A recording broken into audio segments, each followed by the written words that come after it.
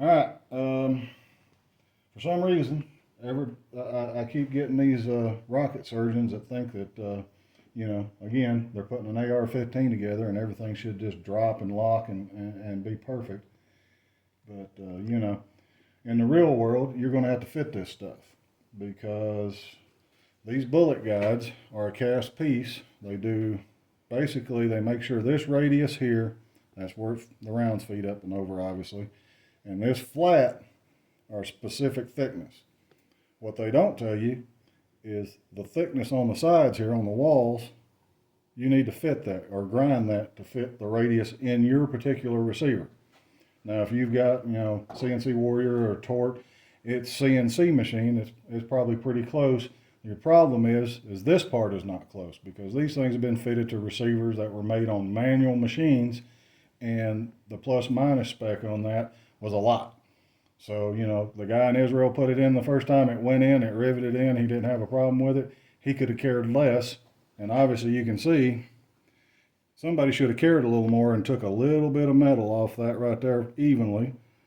Not so much there, but it is rubbing there. But the big disclaimer is the bolt wear. See how that's almost all the way across? That's pretty good, actually.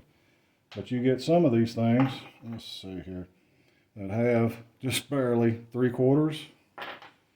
And, what the hell was that doing? That's just barely tapping that. So these have to be fitted, and the only way you do that is I use a disc grinder and a set of calipers. Measure this thickness, measure here, and measure there, and try to take as evenly as you can across here without hitting the island. You want to leave that, and evenly all the way around here until this flat is flat in your receiver. I mean, this is just my finger holding this, but it's going to show you a gap. If you can see that gap in there, that gap needs to go away. It's almost there, but it needs to go away. Okay? It needs to look like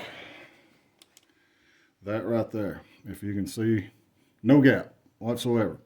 And if you got a question after you rivet it, what you want to do is take a feeler gauge, trim it down on either side. I can't find mine right now, but this shows you what a feeler gauge is.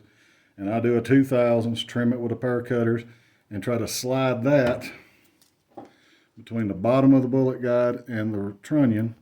And as you see, that ain't going anywhere. So that's the whole process there. And I mean, like I said, everybody wants these to drop in. Well, the reason that has that orange paint on it is because not only did this thing need a little fitting in the original receiver. Okay, see the shine up where it was seated?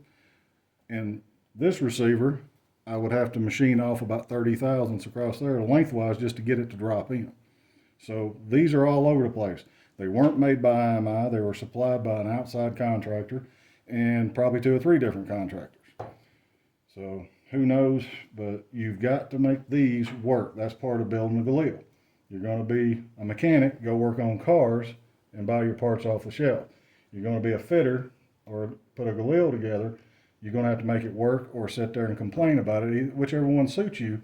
But, complaining, don't get it done.